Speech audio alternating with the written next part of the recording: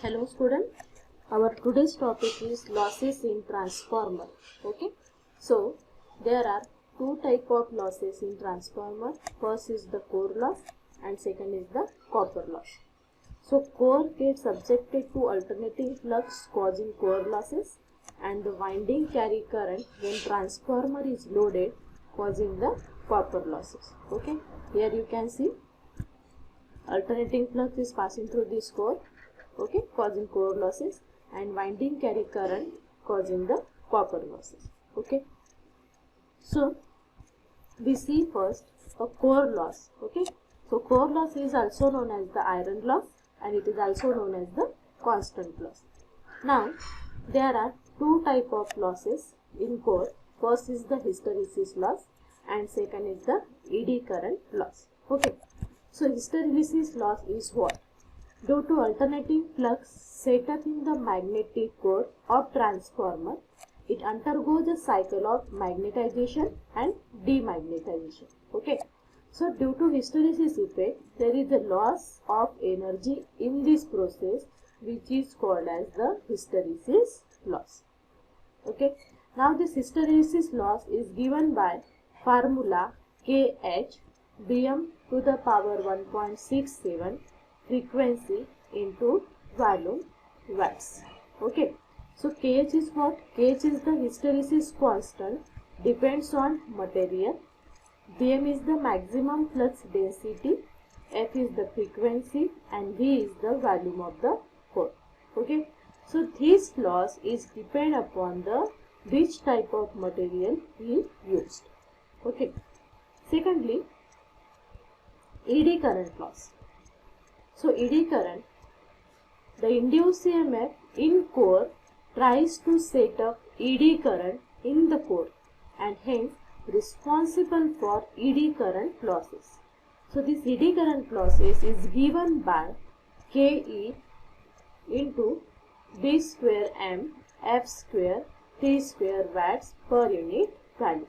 Okay, so here K is the eddy current loss, eddy current constant, and T square is the thickness of core.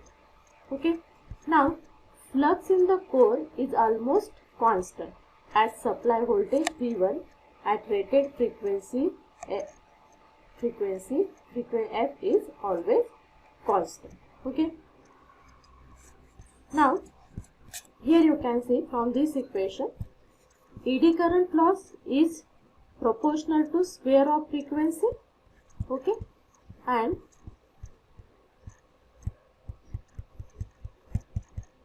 hysteresis loss is also proportional to frequency, and as frequency is constant, right, so here hysteresis and eddy current losses are also constant at all loops. Okay, so core loss is called as the constant loss and it is denoted by Pi loss. Okay, now here hysteresis loss is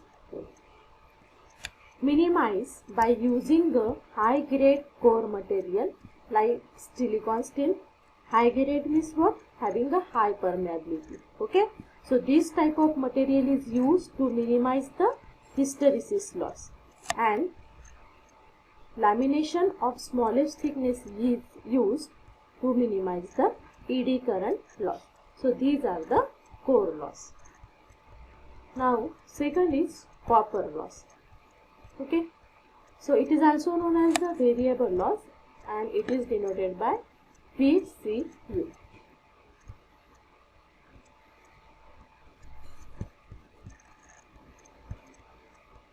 Now the copper loss are due to the power wasted in the form of I square R loss due to the resistance of the primary and secondary winding.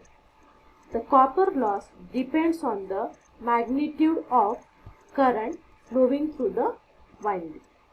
So there are two types of winding in the transformer. So total copper loss is equal to I1 square R. This copper loss is denoted by I square R. It is also known as the I square R loss. Okay, so total copper loss is equal to I1 square R1 for primary plus I square 2 R2, that is for secondary.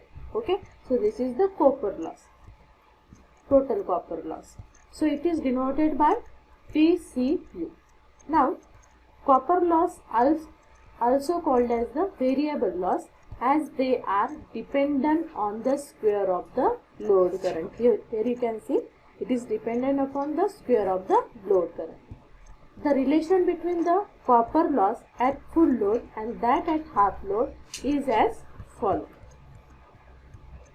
So here copper loss at half load is 1 by 2 square of, so copper loss at half load is equal to how much? It is 1/4 of copper loss at full, where copper loss that is the copper loss at half load, and PCU full, that is the copper loss at full load. Okay, again you can write copper loss is directly proportional to I square, and it is directly proportional to kVA square as voltage is constant. Now these copper losses are kept minimized by using or by designing the winding with low resistance values.